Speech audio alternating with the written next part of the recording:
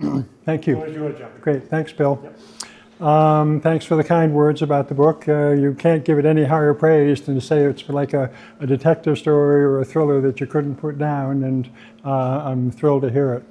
And I'm really glad to be here. This is very much like a homecoming in many ways. I started the morning off going to the Lunenburg Public Library. I met Muir, the director of the library. I lived in Groton in the early 1990s and knew Owen Schumann, the director of the public library there, who Muir knows very well. So Muir at your library and I have a good common friend in Owen Schumann with the public library system of Massachusetts. Then I met with Haley's AP class. We took an hour and a quarter forced march. It's almost like being in boot camp again, going to various spots in Lunenburg that were significant for George Boutwell and the Boutwell family and other aspects of Lunenburg history. So it was really fun to do that with her in the class. Would you believe it? One of the students, Liam, who I was talking with, his father works on issues of mass destruction, weapons of mass destruction. His father and I worked essentially in the same field for many, many years.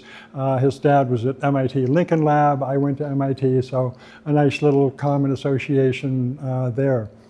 We also have a number of family members in the audience who've come to hear, not for the first time, the talk. My older brother Roland, who lives in Winchester, a cousin, Lee Boutwell Webster from Marblehead. Her grandfather and my grandfather were brothers growing up, so we're second cousins, and some other family connections as well. And of course, Lunenburg is where George Boutwell lived for 15 years, from the age of 2 to 17, growing up on his father's farm right up on Sunny Hill Road, a beautiful farm with views of Wachusett Mountain, and where he learned many of the values, I think, that stood him in good stead when he had a career in public policy and public life in this country for 70 years, which is now what I will describe. And essentially the book talk follows a common format. I will tell you first why I think George Boutwell is one of the most significant public figures to have lived in America in the 1800s. 65-year career in public policy, which I'll go into in some detail. But the second part of that equation is, well, people ask me if he was so important and so consequential, how come no one's ever heard of him?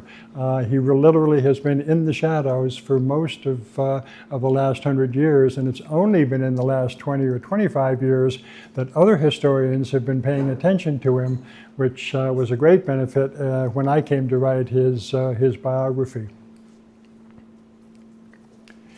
So getting started, two reasons that George is consequential. One is the longevity of his career. As I said, 65, 66 years in public service. First president he ever met was Martin Van Buren in 1839 in the White House. The last one he ever came face to face with was Teddy Roosevelt in 1904 on the grounds of the Groton School in Groton, Mass. Teddy had a couple of sons going to the Groton School, and Groton was George's hometown. From Martin Van Buren in 1839 to Roosevelt in 1904, just think of all that happened in America during those 65 years. Advent of the railroad, communications, up to the Civil War, Reconstruction, the Gilded Age, beginning of American imperialism after the Spanish-American War. George lived through that entire period and had important roles to play on all of those issues. He also had significant relationships with some of our most important presidents. He was very close and a political ally to both Abraham Lincoln and Ulysses Grant, which I'll get into.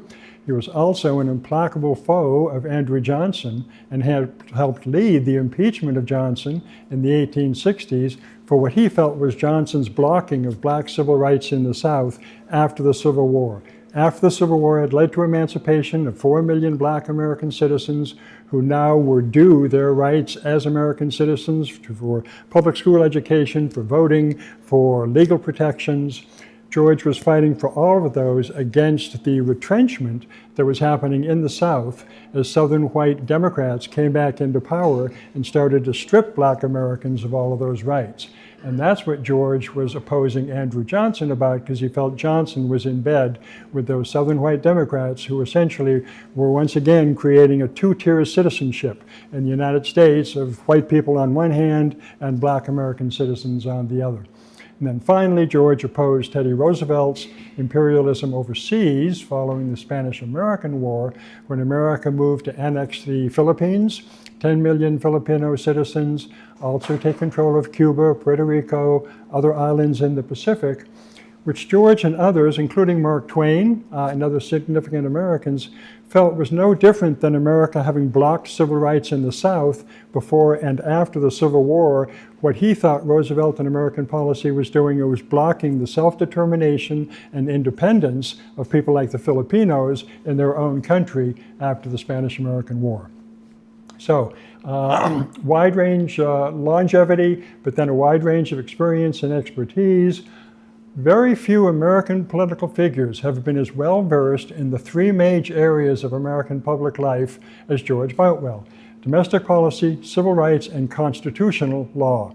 George helped frame both the 14th and 15th Amendments to the Constitution as a member of Congress, other civil rights bills in the 1870s. He was an expert at constitutional law and civil rights. Second, economic policy and finance. He started to learn those issues a bit when he was in the Massachusetts House of Representatives in the 1840s. He was then the youngest ever governor of Massachusetts from 1851 to 53, but primarily as Abraham Lincoln's revenue commissioner in 1862-63, raising needed funds for the Union war effort during the Civil War, and from 1869 to 73 as Secretary of the Treasury for Ulysses Grant when the American economy was trying to recover from all of the vicissitudes of the Civil War. So, expert on economic policy and finance, and then foreign affairs and international law, which he concentrated on in the remaining 20 years of his life in the 1880s, 1890s, up until his death in 1905. He served on a bunch of international commissions. He was a fierce advocate for Hawaiian independence. The Kingdom of Hawaii, back when it was a kingdom, before it became part of the United States, he was hired by the Kingdom of Hawaii to represent their interests in the U.S. Congress in the 1880s. Then after the Spanish-American War, fighting for Filipino independence, and that for Cuba and Puerto Rico as well, once they had fallen into America's lap following the defeat of the Spanish Empire in the Spanish-American War. So, wide range of expertise, a lengthy career. And how did it all get started? Well, he was born in 1818 in Brookline, Mass., back when Brookline was primarily farming country, not the Tony Estates that we associate with Brookline today. His father was a manager for a wealthy landowner managing a farm, managed to save enough money to buy his own farm here in Lunenburg in 1820 on Sunny Hill Road. And that's it up there that his father built in 1834. George lived in that house once it was built in 1834, actually just for a couple of years because he moved to Groton soon after that. But George was in Lunenburg from 1820 to 1835-36. Learned the tricks of the agricultural trade, as it were, loved being a farmer. He stayed being a farmer till the end of his life. He had a more than 100-acre farm in Groton behind his house on Gibbet Hill off of Main Street. He raised cattle, he raised crops, and one of his talents that he loved to boast about was grafting fruit trees, peach trees and apple and whatnot. Became a master of that at the age of 10. So he lives in Lunenburg, gets an apprenticeship with the Lunenburg postmaster, Simon Hayward. And one of my the anecdotes that I came across for the book, the great meteor storm of 1833, the Leonid meteor shower that comes in November, but once maybe every several decades at full height. Well, one of its main appearances was in 1833. At the time, working in the for the postmaster, George would have to come out at midnight with a sack of mail and wait for the stage coming from Boston to Worcester and give the sack of mail to the guy driving the stagecoach so he could take it on to Worcester. So he's out there on a cold November morning at 1 o'clock in the morning, and lo and behold, all of a sudden you have the great meteor storm, thousands of meteors overhead for couple of hours, and as George likes to relate, many people in Lunenburg thought the world was ending. There was one, I think a butcher, who got up, saw the meteors and thought, well, no need going to the shop today, the world is ending, I'll just go back to bed. For those of us older who knows the great classic jazz song, Stars Fell on Alabama, that derives from the Great Meteor Storm. The song was written in the 1930s, but it relates to the meteor shower, which was seen all over the eastern United States. Abraham Lincoln saw it where was he at the time? Illinois. He was in Illinois by that point. Frederick Douglass saw it when he was enslaved in the eastern shore of Maryland. Famous Americans remember where they were when they saw the Great Meteor Storm of 1833. George later taught in a one-room schoolhouse in Shirley. He likes to note in his memoirs that many of the students were older than he was because he hadn't even graduated from common school yet. But all that was happening before he moved to Groton, Massachusetts in 1835. Does an apprenticeship in Groton in a dry goods store. That store still exists on Main Street. It's a nice old brick store that you can visit. He lived upstairs while working as an apprentice. He studied with local lawyers, learning the law very much like Abraham Lincoln.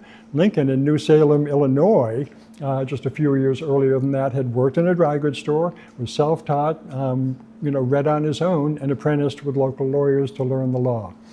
George then served 7 terms in the Massachusetts House of Representatives.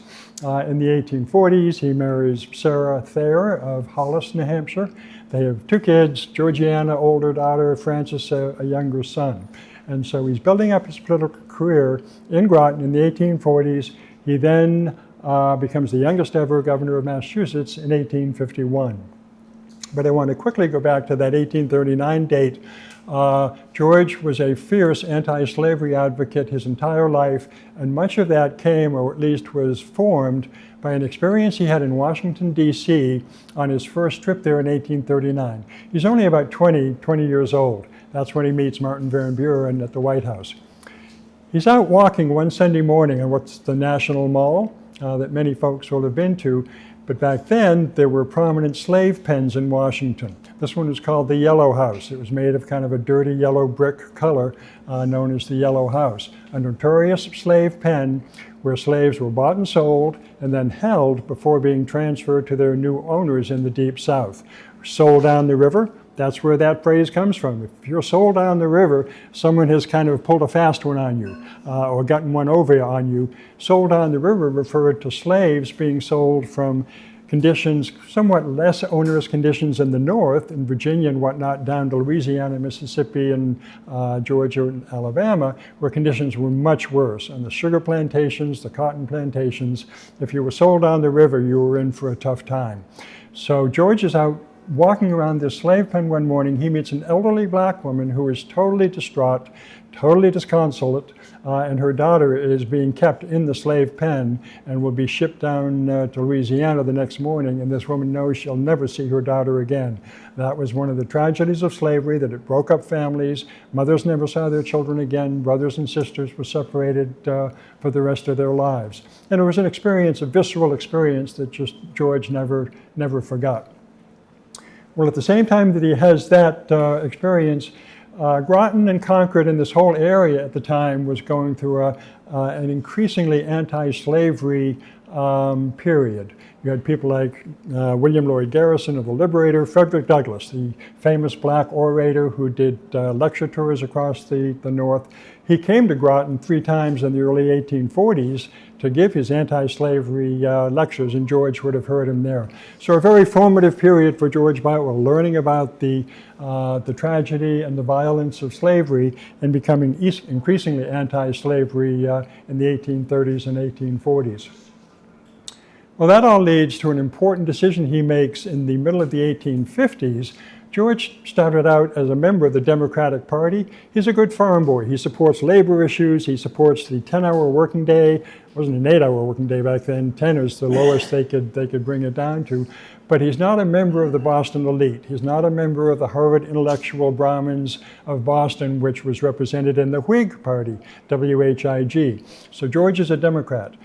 But the Democratic Party nationally is controlled by Southern white Democrats who are, ardently pro-slavery, and George just can't stomach that. So finally he leaves the Democratic Party, helps found the newly born Republican Party, state convention in Worcester, in 1854. And then George goes to the Republican National Convention in Chicago in 1860. That's a picture of a structure called the Wigwam. It was hastily constructed to house the Republican delegates in 1860 who came together to nominate Abraham Lincoln to be President of the United States. One of the significant things about that is that George was selected to be a member of the drafting committee for the party platform at that national convention. Well, those conventions had 450 delegates. So if you're chosen to be one of 7 delegates to be on the drafting committee, that's an incredible honor that people recognize your ability to work in a committee and to get down on paper the sentiments of the party that you want to communicate to the American electorate. And of course, the most important plank of that party was no extension of slavery into the Western territories. That had been tearing the country apart throughout the 1850s. Stephen Douglas, the Kansas-Nebraska Act, other aspects of the coming struggle or the ongoing struggle between North and South over should we allow slavery to expand beyond the South, or should we contain it in the South and let it eventually die a natural death? And George and Lincoln and other members of the Republican Party said no extension. Yes, it might be protected by the American Constitution, which it was in the original 13 colonies and 13 states, but we should not be allowed to extend because we want it to die a natural death as quickly as possible, quickly being several decades at least, but to be on the road to extension. Well, I love telling people, and I think I mentioned to the class this morning, it's so nice to be able to go to places and live history where it happened. And given that George is a relative, distant cousin, after that convention in 1860, George goes to Springfield, Illinois to meet Abraham Lincoln for the first time. May of 1860. He goes to Lincoln's house at Jackson and 8th Streets in Springfield, Illinois. I was there a couple of years ago. I was able to stand in the front parlor of Lincoln's house on almost the exact spot where George Boutwell and Abraham Lincoln had first shaken hands, where Boutwell met Lincoln for the first time. That led to a very close 5-year relationship up until Lincoln's death in 1865, which then included Lincoln appointing George as the country's first ever revenue commissioner.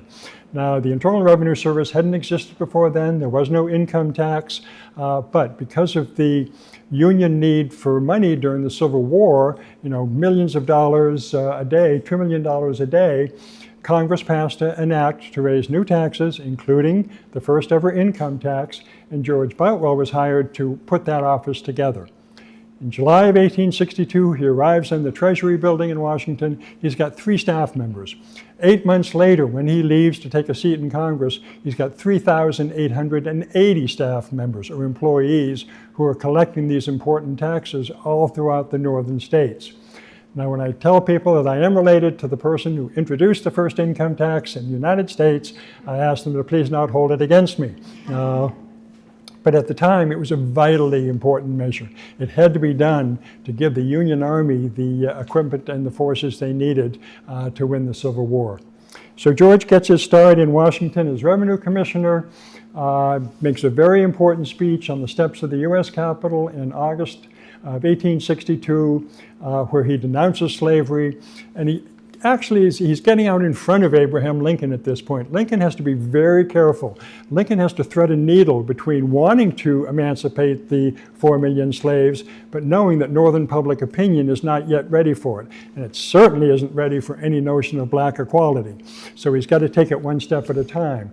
On the other hand, George is constantly pressing upon Lincoln that we need both to abolish slavery and to begin to recruit these soldiers into the Union Army. They'll be a vital manpower resource that we can use to defeat the South. So George gives that important speech on the steps of the U.S. Capitol.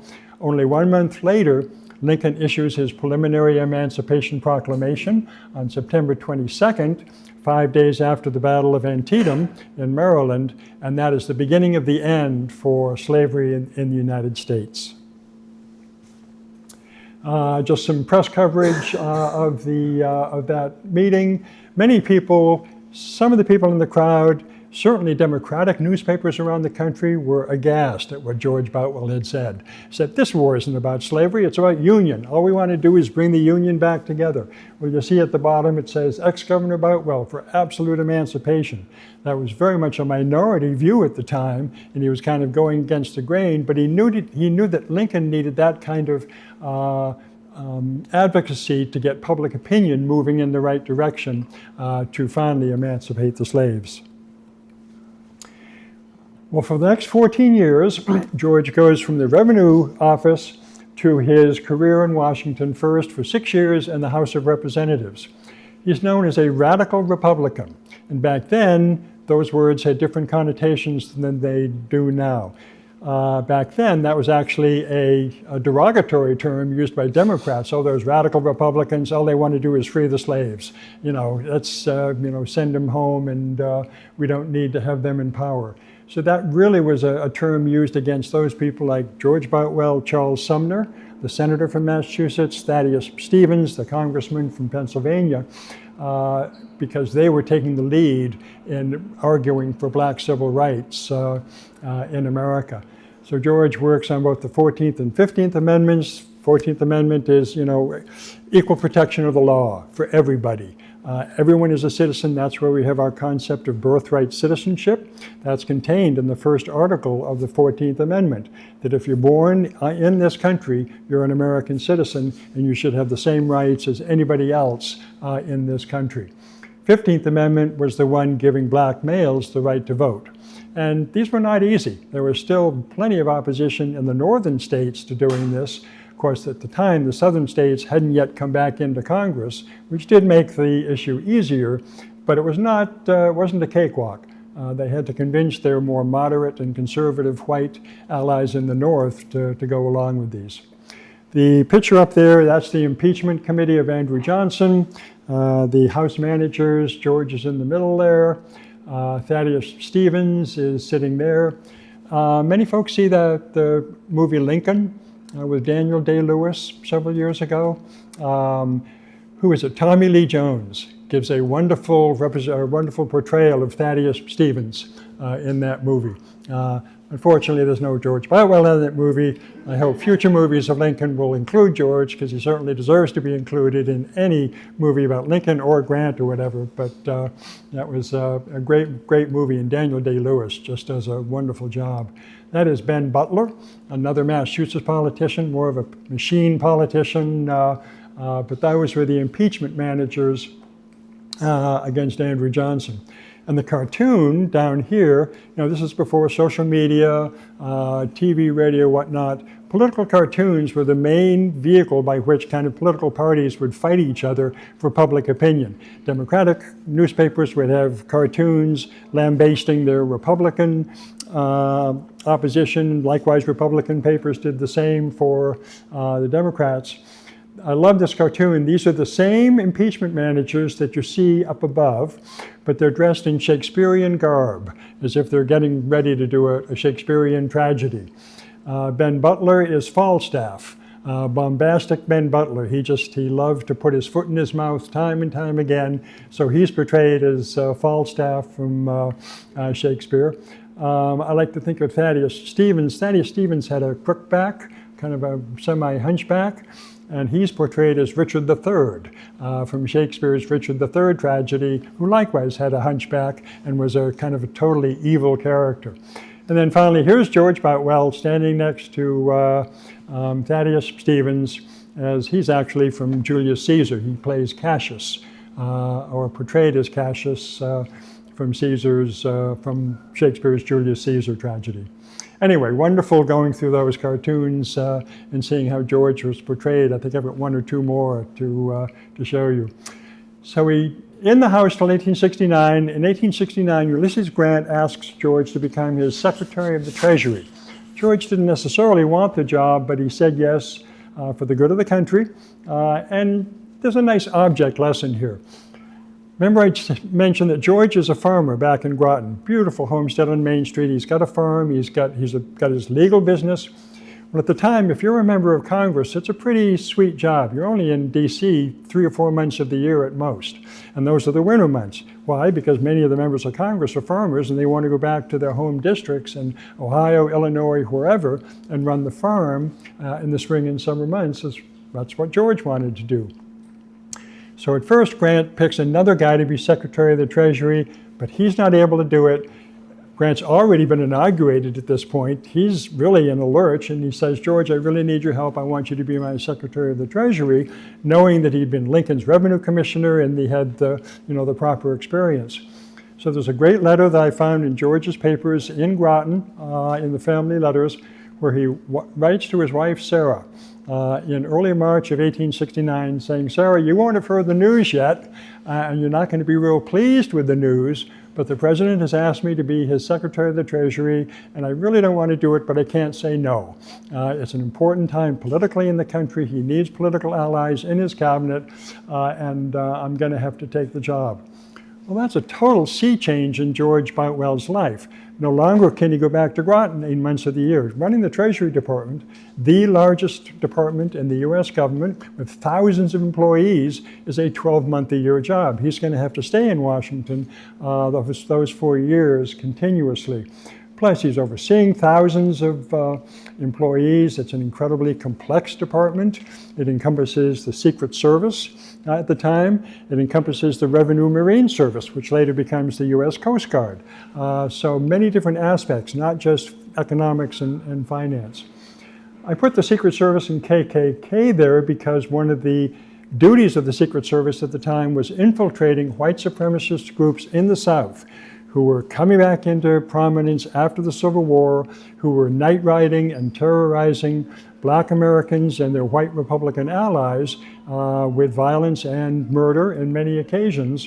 And George oversaw the Secret Service and the campaign they put into place to infiltrate these vigilante groups in the South who were undermining civil rights and civil equality in the South. So he does that for 4 years, then is able to be a U.S. Senator from Massachusetts for the final 4 years in Washington.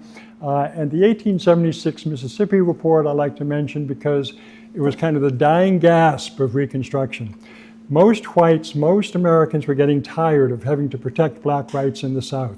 Ulysses Grant still wanted to send federal troops down there, still wanted to, make sure that they could vote, they could go to school, they could serve on juries, they could have their proper legal rights, which were being undermined by white Southern state governments.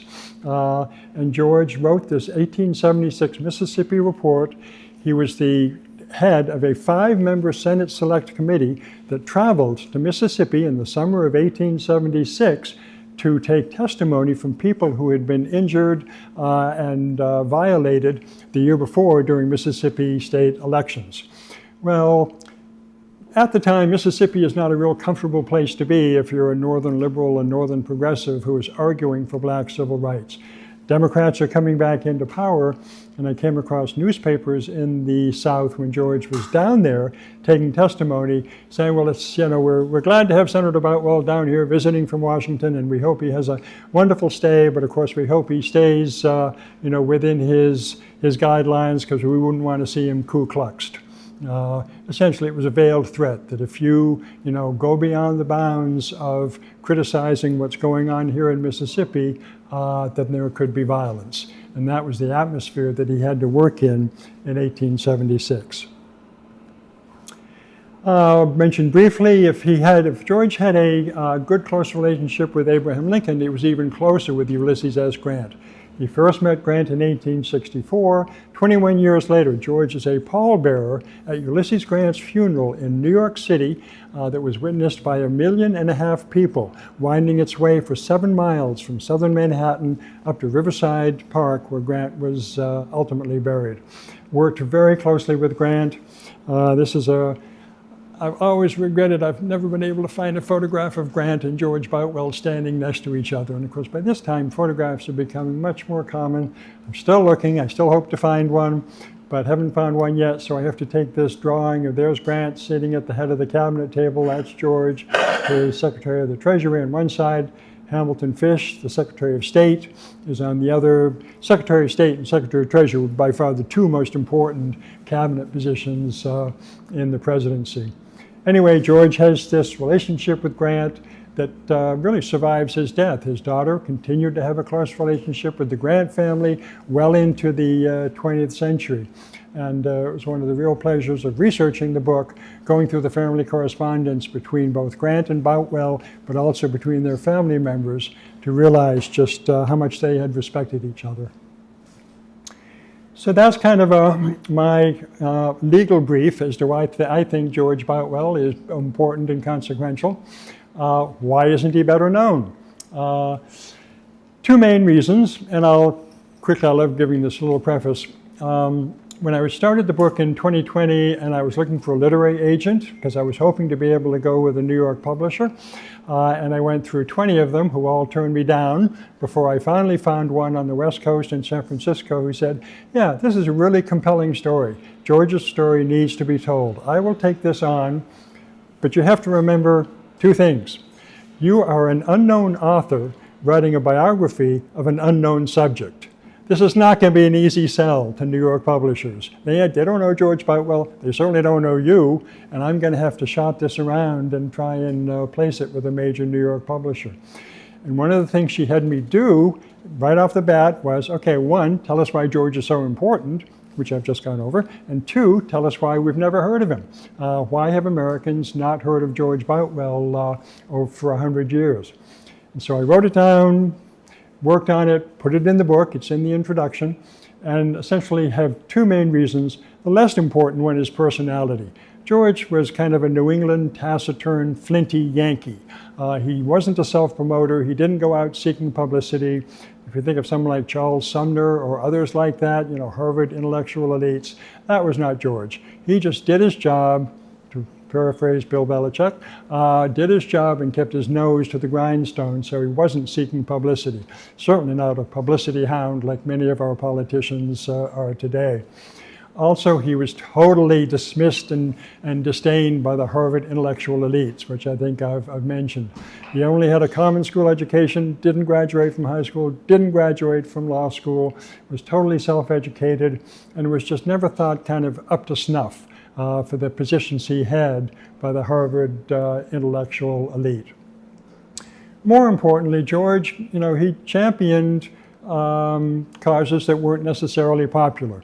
The impeachment of Johnson, working with the Grant administration, opposing Teddy Roosevelt in the anti-imperialist campaign, those were not necessarily politically favorable issues back when he was championing them. But he nonetheless stuck to his guns, stuck to his principles, and I'm happy to say that in the last 20, 25 years, new histories of all of those issues are being written that give much more credence to the people who impeached Johnson, give much more credence to Grant's presidency. For a long time in the 20th century, Ulysses Grant was seen as one of our worst presidents, down there with Warren Harding of the Teapot Dome scandal and other matters. Grant was actually a very accomplished president who deserves a lot more credit than he ever got up until 20 or 25 years ago. Finally, the anti-imperialist campaign. If you can imagine, in 1898-99, America has just won the Spanish-American War. We're feeling really good about ourselves. We have just sunk the Spanish fleet in Manila Bay. We're kind of spreading our wings. The American Eagle is going overseas to the Philippines and Cuba and Puerto Rico. Who are these old fogies from the 1900s? Mark Twain, Andrew Carnegie, William James, and George Boutwell. Who are they to oppose Teddy Roosevelt? He epitomizes all that's great about red-blooded Americanism going overseas. So George and his colleagues came in for a lot of criticism for their opposition to Teddy Roosevelt. Of course, that has changed a little bit in the wake of Vietnam and the wake of Iraq and Afghanistan. That nation building overseas is not easy. Sending American troops to try and implement your foreign policy aims is not easy. And you'd better think long and hard before you commit American troops and American treasure to overseas adventures. Finally, the last one is the Reconstruction and the triumph of lost cause historiography. That all has to do with the fact that the South was extremely skillful after the Civil War in pitching their narrative of what the Civil War had been all about. It wasn't about slavery, it was about union. And if if the North will just go home and not bother us, we'll be able to, manage Black-South relations in our part of the country. It even extended not only from American historians, but all of American culture. From the 1900s up until 1950, 60, 70, in much of American culture, advertising, movies, books, blacks were seen as second-class citizens, almost subhuman. Aunt Jemima in advertising. D.W. Griffith's movie, Birth of a Nation, which really portrayed them as little more than apish brutes. That was how blacks were seen, and that was largely the work of Southern apologists after the Civil War through the end of the century, who were putting into effect the Jim Crow laws of segregation and two-tiered citizenship, which had its analog in American culture for much of the 20th century. Well, the story I love to tell as to how that began to end, and it really didn't begin to end fully until the 60s, 70s, and 80s after the civil rights movement got going. That gentleman is Benjamin Quarles, a prominent African-American historian. The year is 1933. Quarles is a young graduate student at the University of Wisconsin, and he wants to make a career as a historian. So he looks around and has to pick a topic for his master's thesis. He wants to write it about Frederick Douglass, the famous and very, famous American black orator and abolitionist. He's told by his white thesis advisor, sorry, no can do. You can't write about another black figure. We don't have enough material about blacks to do it justice. Even more condescendingly, we're not sure that a black writing about another black can be objective, which it'd have to be as a historian. And he essentially was told, no, you can't write about a black figure. So Quarles looks around, he finds what he thinks is the white politician from that area who best represented the concept of black agency, that blacks were proactive in gaining their own rights. They weren't just passive recipients of the Emancipation Proclamation. He looks around and he finds George Boutwell. He wrote his master's thesis in 1933 on George Boutwell, called George Boutwell, A Radical with Reasons, talks about George's framing of the 14th and 15th Amendments and how George was one of the prominent exponents and supporters of black rights in America in this very tenuous time right after the Civil War. Fell out of my chair when I discovered this. I sent $60 away to the University of Wisconsin. They sent me his master's thesis. It's beautifully written, 120 pages. But Benjamin Quarles was writing this in the 1930s, when the vast bulk of American historians were still disparaging people like George Boutwell, that they had been responsible for all the troubles in the South following the Civil War, that rapacious carpetbaggers had gone down and violated Southern rights and whatnot. Benjamin Quarles began to help turn that narrative around. And then in the decades beyond that, you've had all of these works which have given new interpretations and new narratives of American history in the Civil War and afterward, on the Johnson impeachment, on the Grant presidency, anti-imperialism, and Reconstruction. And happy to say that, they don't fall overboard in mentioning George, but they do mention him more often. I am able to look him up in the index, and there'll be 3 or 4 or 5 citations for him, and that's increasing, which is great to see. But it was this new wave of American history writing beginning in the 1960s and 70s that began to give us new narratives of what happened after the Civil War. I want to finish with just a couple of Massachusetts-related items. George, I've said he was close to Lincoln. He actually was home the night that Lincoln was shot on April 14th, 1865. Appomattox had just happened a few days before. Lee has surrendered to Grant. Civil War is just about over. It's been a grueling time, so George comes back to see his family in Groton before shortly returning to Washington. He's home when he gets the news on the 15th, the Saturday when Lincoln died, that Lincoln has been assassinated. To pay respects and tribute to his great friend and the person he thought was the greatest American who had ever lived, which I certainly can't argue with, he gave a eulogy for Lincoln in Lowell, Mass. on the 19th of April. He takes a train from Groton to Lowell.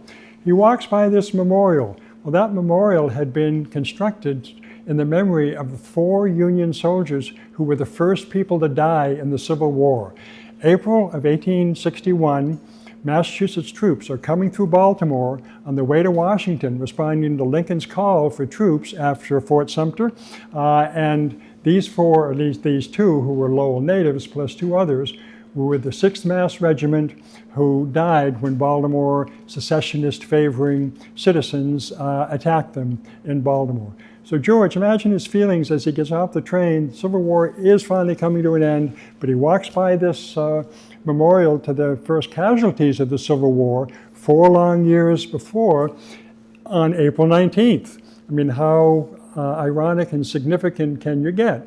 April 19th is the day that the first Union troops died in the Civil War. April 19th is the first day that Minutemen from Concord and Lexington and places like Groton and Lunenburg and Ayr and whatnot, first day that they died fighting the British in 1775. Exact same date, 1775, 1861, 1865, all happening on April 19th, the day that he gave his eulogy for Abraham Lincoln. I was telling some of the students this morning that inordinately proud of the fact that there's a Coast Guard cutter, Boutwell, and this is the hat from the ship.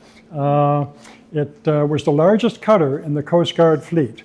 It served from 1966 to 2016. It did service in the Persian Gulf during the first Gulf War. It was part of the largest ever civilian maritime rescue in the Gulf of Alaska, I think in the 1980s. You can't see it, but it's got the name Boutwell on the back of, on the stern in the back of the ship. I took this photograph in Oakland when it was moored at the Oakland Alameda Coast Guard cutter base. It was named for him because he was a Secretary of the Treasury. This was the so-called Secretary's class of U.S. Coast Guard cutters. There was one for Alexander Hamilton, Salmon Chase, and others, but there was indeed a Coast Guard cutter Boutwell. So that's why I think George is important. That's why I think he's been ignored and dismissed and neglected for so long. That's why I think he's kind of coming back into vogue, and people will be hearing about him and just appreciating his accomplishments more in the future. And again, it was just such a treat to come to Lunenburg, kind of where it all began in 1820 when his father bought a farm here, and George grew up and then went on to do great things in Washington, D.C. and elsewhere. So, thanks very much.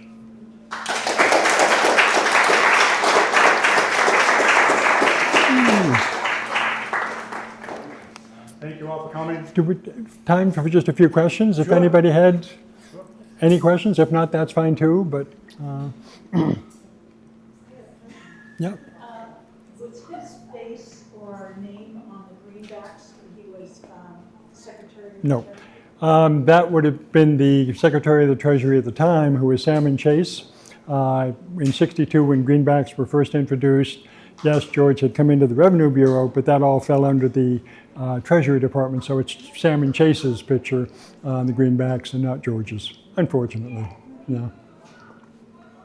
I do like to tell another Massachusetts-related anecdote, and I can finish with that. It has to do with John F. Kennedy, and also has to do with Mississippi and civil rights and lost cause interpretations of the Civil War. I mentioned George's Mississippi report from 1876. Well, in 1956, John Kennedy is a young senator from Massachusetts. He publishes Profiles in Courage, which I'm sure some folks have read. It's a book that profiles 8 senators who've lived or served in the United States Senate over the years, who John Kennedy thought exhibited extreme moral and political courage in taking unpopular stands. And most of those choices, I think, are absolutely dead on and correct. There's one choice that I and others would hardly disagree with. One of those choices is Lucius Lamar. Lucius Lamar was a Mississippi senator who was a contemporary of George Boutwell's in the 1860s and 70s. George Boutwell writes his Mississippi report at how white Democrats had committed electoral fraud, stuffed ballot boxes, intimidation, violence, kept blacks from voting in the 1875 election. Lucius Lamar was one of the heads of the White Democratic Party when that happened.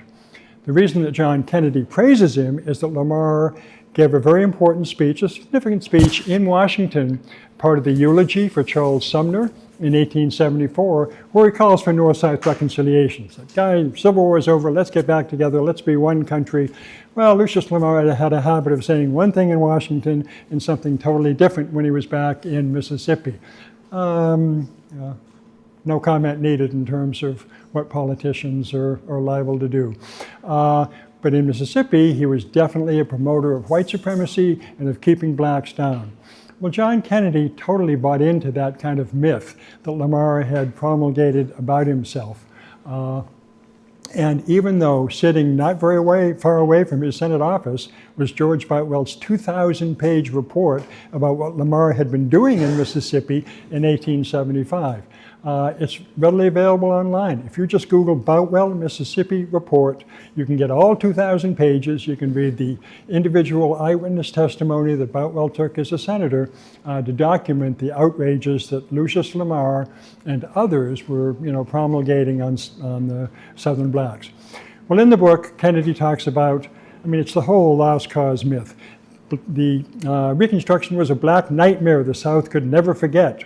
It was imposed at the point of bayonets. These were all of the, shibboleths that the South was using to talk about how they'd been mistreated by the North in the decades after the Civil War. So in 1956, that's what he's doing, and those are direct criticisms, of course, of U.S. Grant and Boutwell, who were implementing those policies in the 1870s. So to read Kennedy saying that, as a direct criticism of George Boutwell and Ulysses Grant, 6 years later, it's 1962, civil rights movement is in full flower. James Meredith shows up at the entrance to the University of Mississippi to be admitted to the university. The Mississippi governor stands in the doorway, won't let him in. Who sends federal troops to Mississippi to make sure that black rights are enforced? President John F. Kennedy. He does in 1962 exactly what he had criticized Ulysses Grant for doing 6 years earlier in that book. We can talk about why he said that at the time. Never mind. It's a nice little kind of full circle that here he is criticizing Grant and Boutwell in the 1950s for doing exactly the same thing that they advocated in 1962. Good. Thank you. Thank you all for coming. Hey.